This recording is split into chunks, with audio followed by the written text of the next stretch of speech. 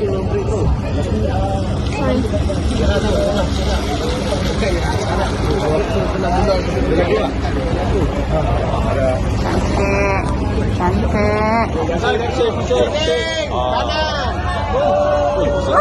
god, oh my god.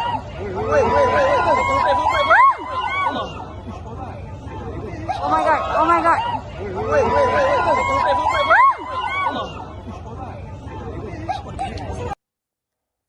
Anda baru saja menyaksikan suatu tragedi yang baru saja berlaku pada bulan Ogos tempoh hari, dan ini adalah satu kemalangan jatuh dari aktiviti payung terjun di Taiping. Hari ini kita akan membincangkan sebenarnya bagaimana kita boleh bangkit semula daripada satu tragedi, sama ada sesuatu yang menyayat hati ataupun sesuatu yang secara fizikal yang memberikan kesakitan kepada kita.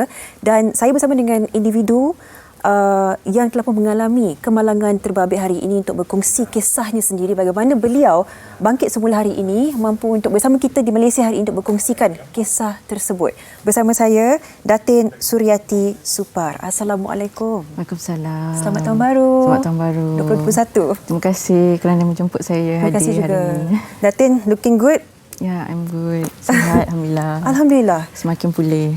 Datin, mungkin ramai sebenarnya yang saya pasti terkejut menonton video tersebut yang menjadi tular yang dirakam oleh rakan Datin sendiri, dan kita difahamkan kemalangan berlaku pada tarikh 30 Ogos. Hanya dalam 4 bulan lepas sahaja, dan Datin telah pun saya tengok sangat sihat berada di sini dan juga telah mengalami sedikit masalah ingatan selepas itu selama beberapa bulan. Mungkin Datin sendiri memukakan mukadimahnya, satu pemahaman bagi kita semua apa sebenarnya yang terjadi pada hari tersebut. Okey, Assalamualaikum semua. Terima kasih kerana menonton. Okay. Saya nak kongsikan pengalaman saya lah. Okey, pada hari kejadian, saya mengikut arahan jurulatih seperti yang diarahkan. Kena cek tekanan darah, kan. So, saya normal, saya tak ada masalah tekanan darah tinggi ke. Dan lepas tu saya diarahkan untuk bersiap memakai pakaian untuk kita terjun, dan diarahkan masuk ke dalam kapal yang saya ingat lah.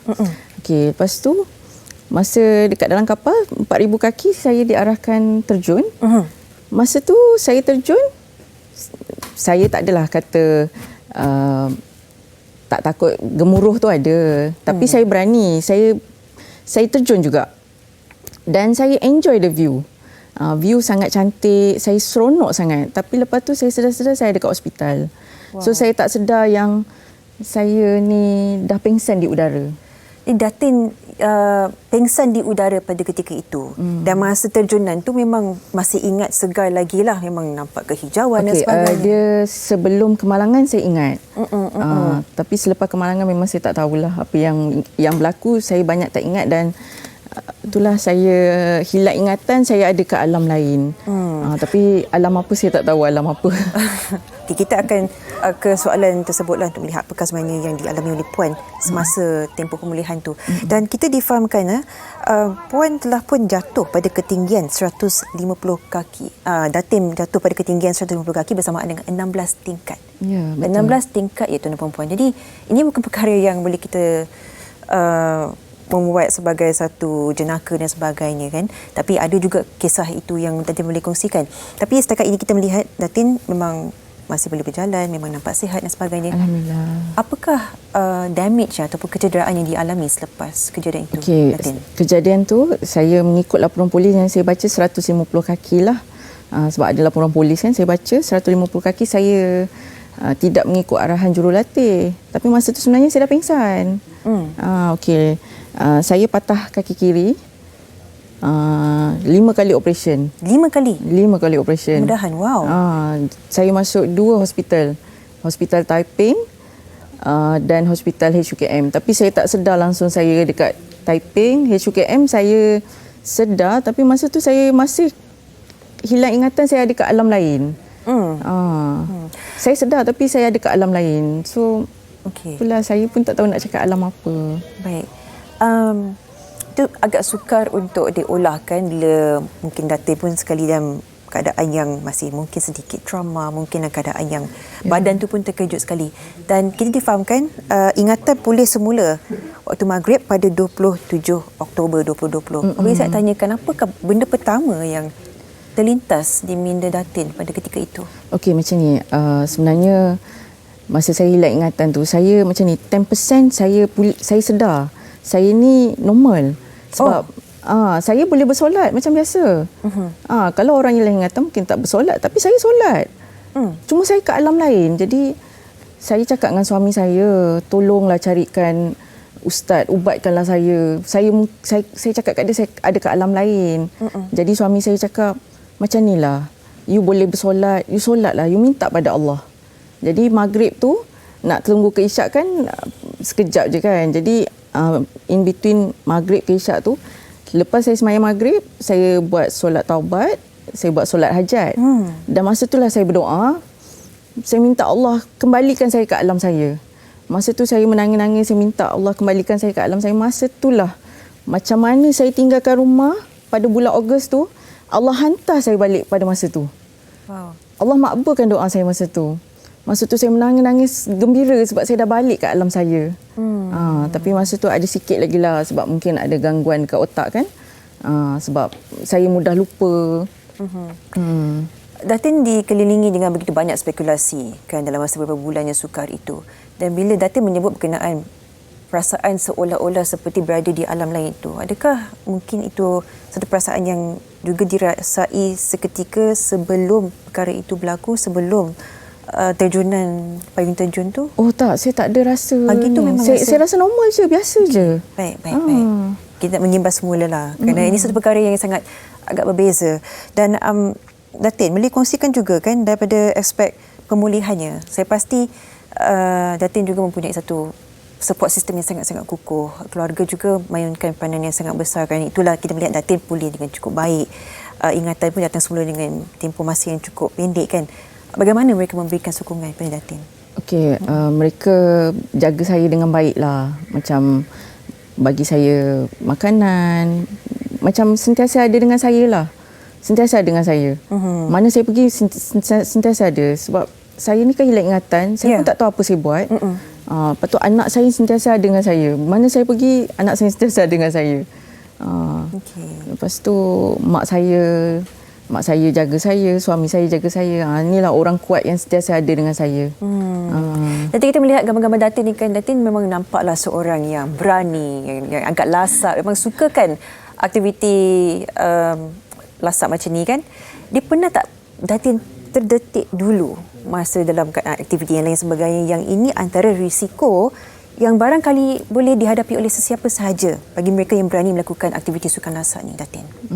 Pernah tak terlintas, mungkin ada risiko ni, kita tahu mungkin satu hari nanti mungkin ada kecederaan sedikit. Pernah tak terdetik sebelum ni, Datin? Sebelum ni tak ada. Saya ni orang yang jenis berani. Saya suka ekstrim. Saya sangat lasak, saya sangat berani sebab saya, kalau sebelum saya ke Malangan ni, setiap minggu saya naik gunung. Setiap minggu? Setiap minggu saya naik gunung. Wow. Gunung yang paling tinggi yang saya pernah naik dekat Nepal.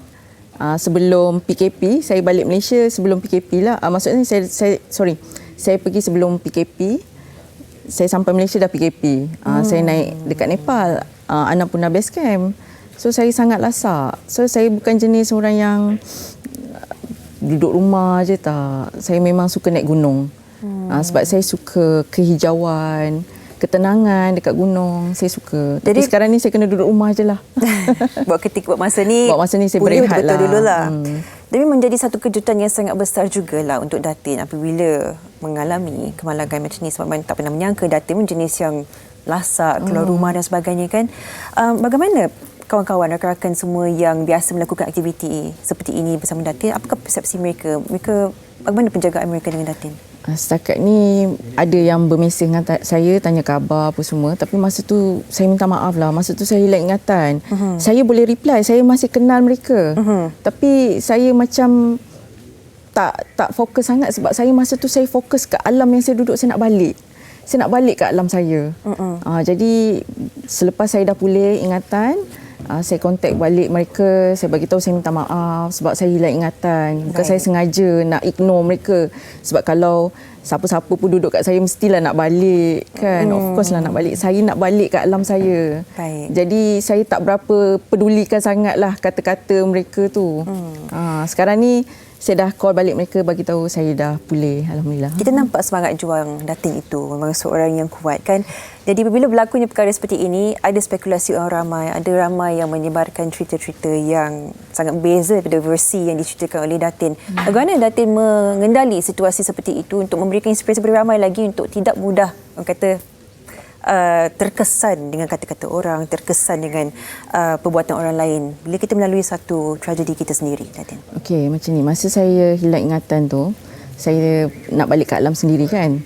Lepas saya pulih, saya adalah cari berita-berita tentang viral tentang diri saya. Berita yang tak sedap lah dibaca kan, sebab bukan berita sebenar. Sebab tak ada pemberita yang jumpa saya, tanya saya sendiri, tak ada. Oh, tak ada. Mereka viralkan tanpa jumpa saya. Lepas tu mula-mula saya sedih. Memang saya sedih, saya tak boleh tidur. Lepas tu selang beberapa hari saya cakap dengan suami saya gembira dengan berita yang disebarkan. Bukan gembira sebab apa. Saya cakap saya bersangka baik dengan apa yang terjadi takdir saya. Mungkin Allah nak bagi saya pahala lebih. Dengan berita yang disebarkan yang tak betul tu, Allah nak bagi saya pahala lebih. Jadi kita bersangka baik je. Dan selepas tu saya positifkan dirilah. Tak apa, yang penting kawan-kawan saya dah tahu cerita sebenar. Cuma orang Malaysia belum tahulah. Jadi hari ini alhamdulillah saya dijemput ke sini untuk bagi tahu cerita sebenar yang saya bukanlah tidak mengikut arahan, tapi saya dah pingsan. Saya pun tak tahu macam mana nak ikut arahan kalau dah pingsan. Tapi itulah dia, agak sukar bila kita melalui satu trauma itu.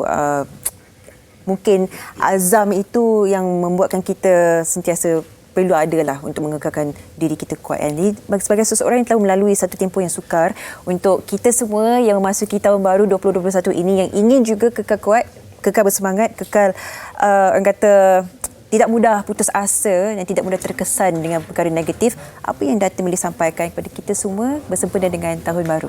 Okey. Sentiasa positif. Kalau tanya saya, apa yang saya buat, saya sentiasa jaga solat. Saya jaga solat. Saya sentiasa jaga solat. Dan apa yang berlaku dekat saya ni, saya fikir mungkin disebabkan Allah nak dekatkan diri saya dengan dia. Dan lagi satu mungkin amalan saya lah. Saya sebenarnya sebelum ni saya aktif dengan NGO. Pada bulan Januari saya ikut NGO ke Syria. Menyampaikan bantuan pada musim sejuk. Saya ikut NGO MCG, Muslim Care Global. So lepas tu saya aktif dengan grup-grup infak. Saya yang jadi ketua. Saya yang akan call semua orang, jangan lupa infak, jangan lupa. So agaknya itulah Allah panjangkan usia saya pada hari ini dengan amalan yang saya buat tu. Alhamdulillah, syukur. Alhamdulillah. Sebab kalau ikutkan jatuh dengan ketinggian tu, saya rasa tak panjang umur dah. Macam-macam perkara yang lebih teruk lagi boleh berlaku dan kita begitu-begitu gembiralah adanya Datin berada di sini. Kita memang begitu gembira melihat Datin juga bersemangat lagi, masih kuat, sihat, mampu untuk bercerita lagi kisah Datin. Dan kita ucapkan yang terbaik dan all the best kepada Datin lah dalam proses pemulihan dan sebagainya. Kami harap agar semangat dan kecekalan itu takkan pudar lah sampai bila, Datin. Okay, terima kasih. Selamat tahun baru kita ucapkan. Selamat tahun baru. Itu sedikit sebanyak perkongsian yang boleh kita kongsikan bersama anda daripada seorang individu yang telah pun melalui satu tempoh yang sukar masa beberapa bulan, hujung bulan 2020, tetapi pada tahun ini, hari ini mampu untuk bercerita semula dan dalam keadaan yang cukup sihat lagi. Semoga ia memberikan sedikit inspirasi, tak kira apa sahaja yang berlaku pada diri kita tahun ini, tahun lepas dan bila-bila pun, semoga ia tidak mematahkan semangat kita untuk terus berjuang. Terima kasih kita ucapkan kepada Datin Suryati Supar atas perkongsian tadi.